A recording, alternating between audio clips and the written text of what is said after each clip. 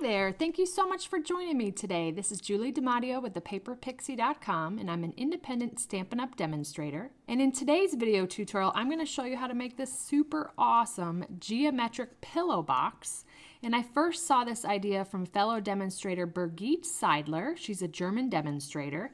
And I'm also going to show you a slightly smaller version that was inspired by Heidi Smith from Flutter by Heidi. I've got a little bit of a different way to put this together, so I thought that I would share that with you. So let's go ahead and get started. We're going to use a piece of 6" by 6" designer series paper, and this comes from Christmas Around the World, just a beautiful set of patterns and colors for the holidays. And we're going to bring out our Simply Scored. You want to make sure, if you have a directional paper, you actually want your direction to be facing to the left. So going left to right is your direction, your up and down direction. So we're going to go ahead and score that at 1 3/8, 2 3/4, 4 1/8, and 5 1/2. Go ahead and fold and burnish on all those score lines.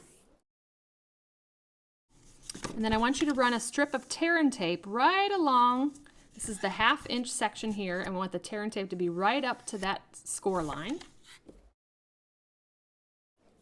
Remove the backing. Then I'm going to fold on the second score line from the left, so the one that has a little 1/2 inch tab, then the first score line from the right, and that's going to meet up right where we want it to. Now, keeping your paper in the same format, so you've got the seam going along the center, we're going to bring back our Simply Scored. And again, seams along the center. And at the top and bottom, I'm going to make a little tick mark with my stylus at 1 1/2 and 4 1/2. Again, rotate at 180, 1 1/2, and 4 1/2. And then I've done a Sharpie marker down the 6" score line here so that I can score on the diagonal. You could also use your Stampin' Trimmer for this too if it's easier. But so I'm just going to take that little tick mark that we made, and I'm going to score from the tick mark to the opposite corner. Okay, so let me just line that up and score. And we're going to do that on all 4 corners. Again, tick mark to the opposite corner.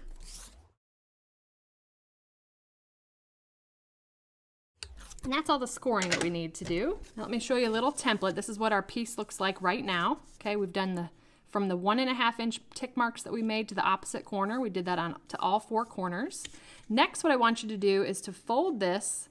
Sorry, let's go this way. Fold this so that your seam is along the bottom.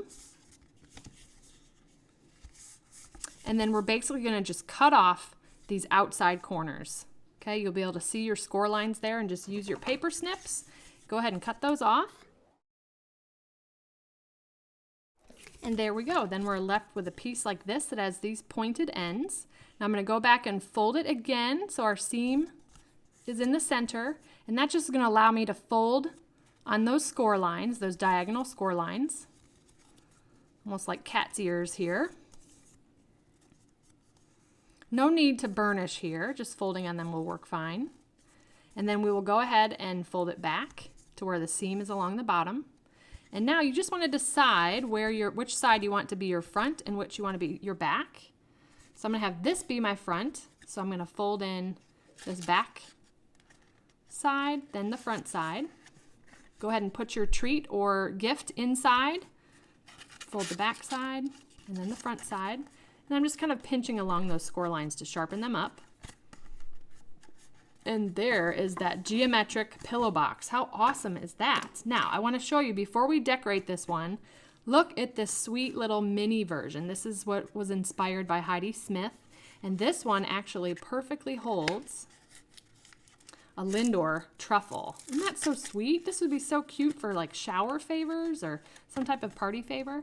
So the dimensions for this one, and I'll say them really quick, but I will also list them on my blog. This started with a piece of 4 by 5 1/2, so 4 inches by 5 1/2 inches. This is the Year of Cheer specialty paper. Then along the 5 1/2 inch side, we scored this at 1 1/4, 2 1/2, 3 3/4, and 5. And our little tick marks were made at 1 1/4 instead of 1 1/2 that was done on this project. Okay, so as long as you have those dimensions, you'll make this the exact same way. okay? But super cute. Now let's go ahead and decorate this box. I'm going to quick tie a bow using the Old Olive mini chevron ribbon. And I'm going to tie that bow lengthwise to hold those pillow box ends together, but you don't need to. They stick together all by themselves.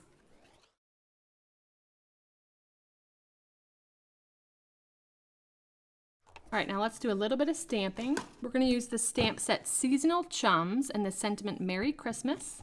I'm going to stamp that on Whisper White in Basic Gray. Then using the 1-inch circle punch, I'm going to punch out that sentiment, pushing it to the top just slightly because we're going to put a little enamel shape there. Then I've cut out a circle from Old Olive from the Layering Circles framelits, and I used the smallest circle. And then finally we'll punch out a 1 1/4-inch circle from Real Red. And these 3 pieces are just going to layer really nicely together. I'm going to use liquid multi-purpose glue for that. And I'm going to pick up a metallic enamel shape in silver, the star, and put that just under the sentiment. Then we'll pop that up on a couple dimensionals. And stick that right to the front of our little pillow box here. Got the sentiment a little bit of an angle. And there we go, a super cute geometric pillow box that's really quick and easy to make. So thank you so much for watching. If you enjoyed this video, please give me a thumbs up and consider subscribing to my channel so you don't miss a thing. If you're interested in purchasing any of the products I used today, they'll be linked in the description. And I'll also include a link to my blog posts so that you can get all project details. I'd love to have you come visit me at my blog, thepaperpixie.com, where I post projects every weekday to inspire you. I'd also love to have you subscribe to either my newsletter or my blog updates. And please feel free to leave me any comments or questions. I read and appreciate every single one of them. Thank you so much for watching. I hope you have a wonderful and blessed day. Take care. Bye.